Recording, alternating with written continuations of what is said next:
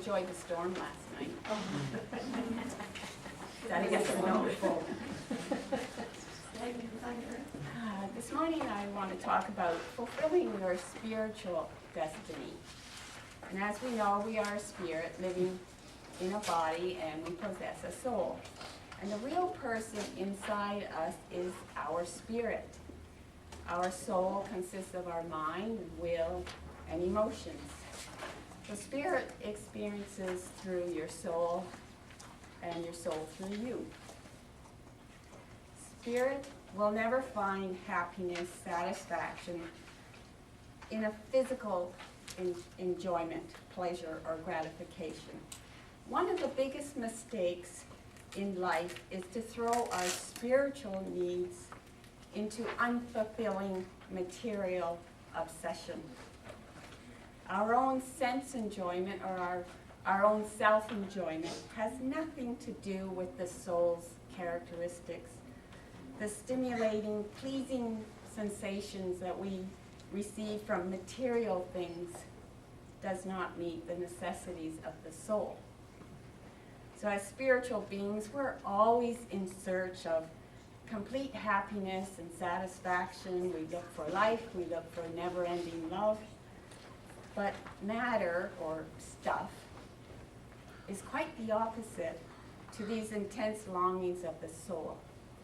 Material is dead. It's not alive, it's not living, it's dead. It's temporary and it's limited. No matter what things you have or possess, eventually wear out, break, you get tired of it. So it's limited. The more we absorb our consciousness into matter or stuff, as I call it, in a misled search of happiness, the more the light of our consciousness is overpowered by the shadow and manipulation of the matter. We can't have both self-indulgence and spiritual joy. You can't have the two at the same time. Sense indulgence or self-indulgence hides the radiance and the brilliance of our consciousness and wastes away our soul needs. We lose our spiritual consciousness and pretty much take on the nature of the matter, and then we become virtually dead and limited, especially with computer games. You see children or even adults, they get a new computer game, you can't get them away from it. They're being so absorbed in that material and being self-indulgent, self-satisfaction, but the soul is not being fed. Joy is a quality of the soul. Happiness is the nature of life. Material stimulation can never replace joy and happiness. It's these virtues, the joy and the happiness of the soul, that we so intently seek to experience through enjoyment in its many expressions, such as dance and music and food, and even lovemaking. So if there's anyone under 21 here or any children, maybe you might want to cover their ears. Yes. Even if you're having mad, crazy, passionate love with your partner, your soul ain't getting any. And you can use that as an excuse. Instead of, I've got a headache, I'm working on my soul. These expressions of joy stir up our senses and minds, but never touch the soul. It's like eating in a dream. No matter how much you eat and how yummy the food is, and you keep eating, when you wake up, you're still going to be hungry. Because the dream has no relation to your wakeful time, your wakeful reality. It has no effect on your physical needs for nourishment. So no matter how much you eat in a dream, you're not fulfilling your physical needs, the nourishment your body needs. In a similar way, all the stimulations, pleasures, and enjoyments of the senses adjust only to a dream as far as the soul is concerned. So we actually suffer and die or give up the ghost when we are without genuine spiritual nourishment. Matter or stuff does not, will not, provide the necessary spiritual nourishment to the soul.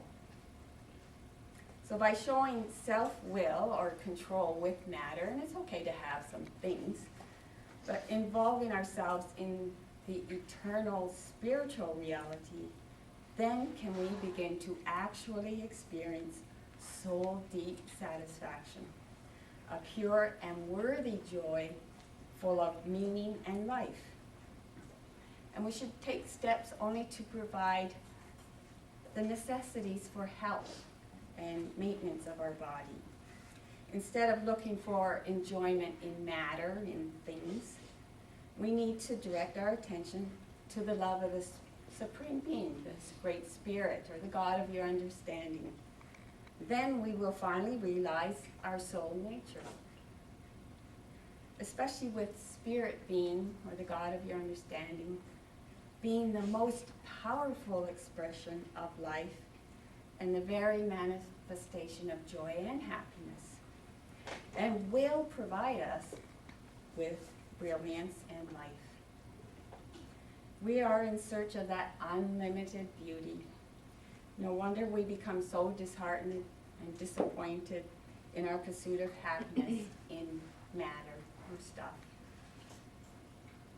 Even people, rich people, actors and politicians that have a lot of money and buying things, constantly buying things and giving money and things to their kids, they're just feeding their self-indulgence, not their soul.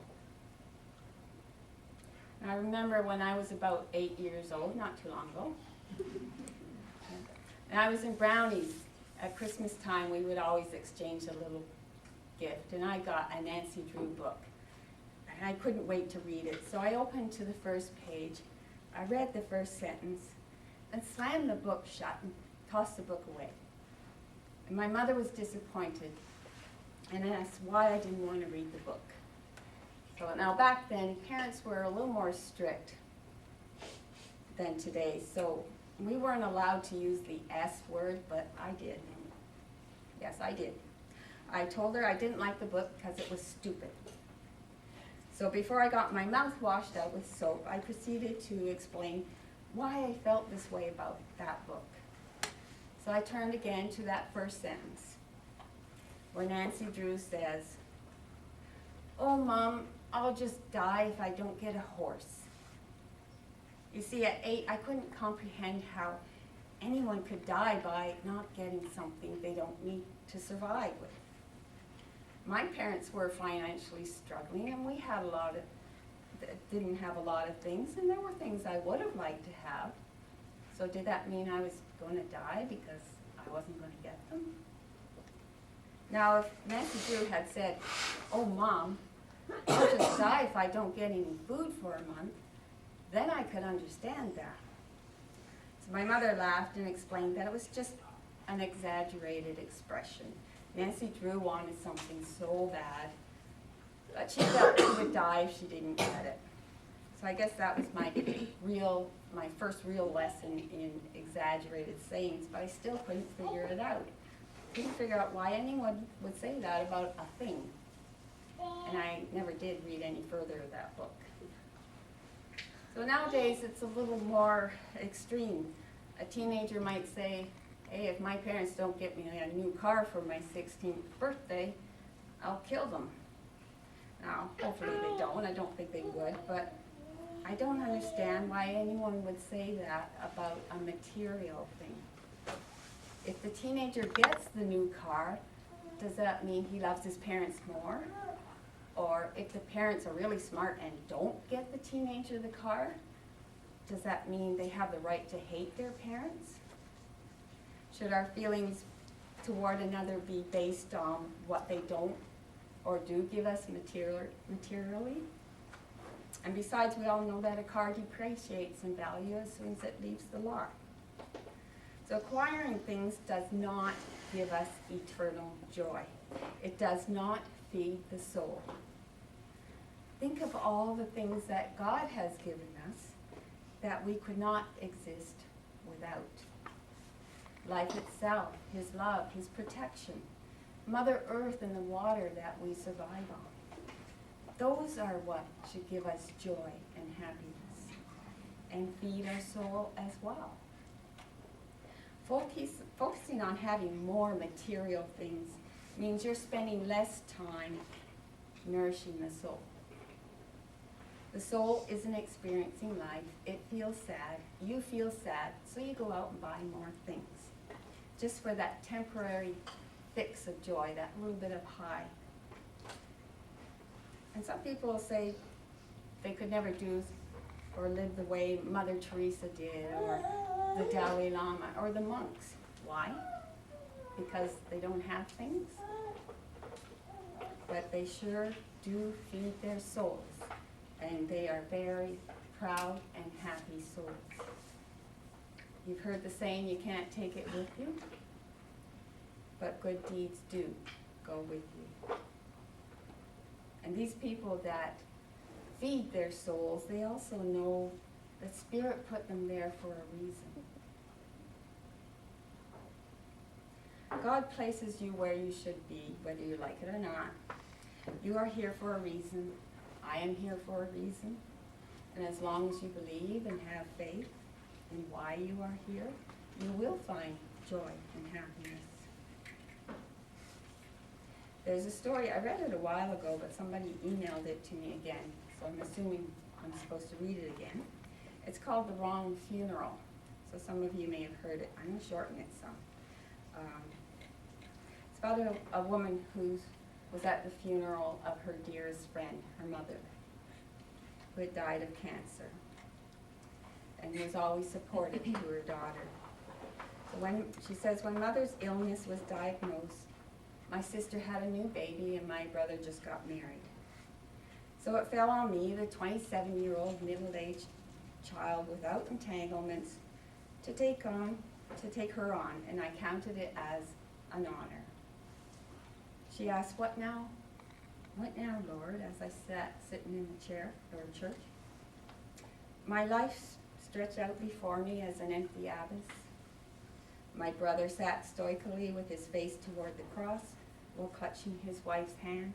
And my sister sat slumped against her husband's shoulder, his arms wrapped around her as she cradled their child. All so deeply grieving, no one noticed. I sat alone. My place had been with my mother, preparing her meals, helping her walk, taking her to the doctor, seeing to her medications. And now she was with God. So my work was finished and I was alone. I heard the door slam at the back of the church. An exasperated young man looked around briefly and then sat next to me. He folded his hands and placed them on his lap. His eyes were brimming with tears and he began to sniffle and said, I'm late. After several eulogies, he leaned over and commented, why do they keep calling her Mary by the name Mary? Why do they keep calling Mary by the name Margaret? I said, because that's her name, Margaret. No one ever called her Mary. And I wondered why this person couldn't have sat on the other side of the church. He interrupted my grieving with his tears and fidgeting. Who was this stranger anyway? No, that's not correct, he insisted as several people glanced over at us. Her name is Mary Peters. Well, that isn't who this is. So he asked, isn't this the Lutheran church? No, the Lutheran church is across the street. Oh. So I believe, sir, you're at the wrong funeral. The solemnness of the occasion mixed with the realization of the man's mistake bubbled up inside me and came out as laughter. I peeked at the bewildered, misguided man seated beside me. He was laughing too, so I imagined Mother laughing. At the final amen, we darted out the door and into the parking lot. He said his name was Rick, and since he missed his aunt's funeral, asked me out for a cup of coffee. That afternoon began a lifelong journey for me with this man who attended the wrong funeral but was in the right place. A year after our meeting, we were married at a country church. In my time of sorrow, God gave me laughter. In place of loneliness, God gave me love. This past June, we celebrated our 22nd anniversary. And whenever anyone asks how we met, Rick says, her mother and my Aunt Mary introduced us. Truly a match made in heaven. So she had lost one love and through it gained another. And she quotes, God is my source of existence and Savior. He keeps me functioning and each and every day. Without him, I would be nothing. Without him, I am nothing. But with him, I can do all things.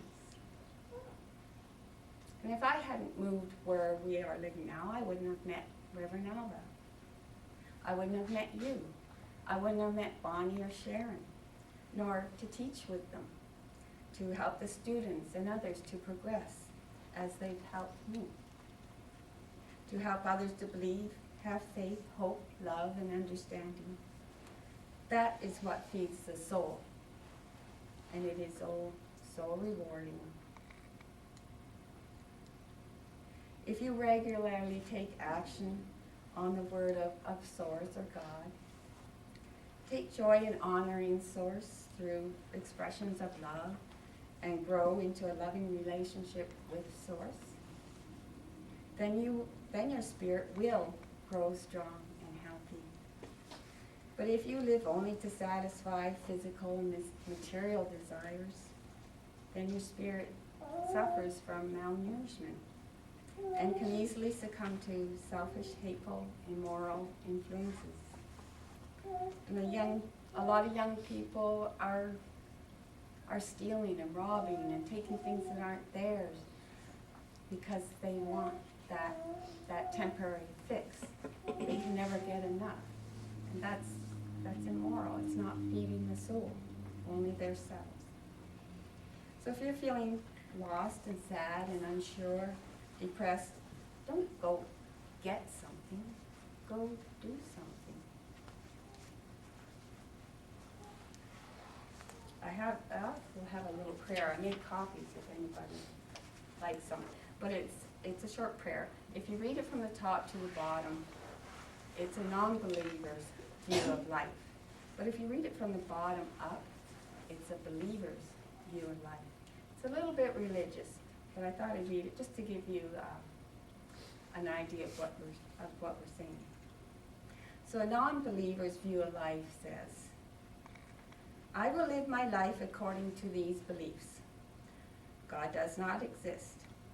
It is just foolish to think that there is a God with a cosmic plan, that an all-powerful God brings redemption and healing to the pain and suffering in this world is a comforting thought. However, it is only wishful thinking. People can do as they please without eternal consequences. The idea that I am deserving of hell because of a sin is a lie meant to make me a slave to those in power. The more you have, the happier you will be. Our existence has no grand meaning or purpose. In a world with no God, there is freedom to be who I want to be, but with God, everything is fine. It is ridiculous to think I am lost and in need of saving. So now if you read it from the bottom up, a believer's view of life. I am lost and in need of saving. It is ridiculous to think everything is fine, but with God there's freedom to be who I want to be. In a world with no God, our existence has no grand meaning or purpose. The more you have, the happier you will be, is a lie meant to make me a slave to those in power. Because of a sin, I am deserving of hell. The idea that people can do as they please without eternal consequences is only wishful thinking. It is a comfort, however, that an all-powerful God brings redemption and healing to the pain and suffering in this world. That there is a God with a cosmic plan. It is foolish to think God does not exist. I will live my life according to these beliefs.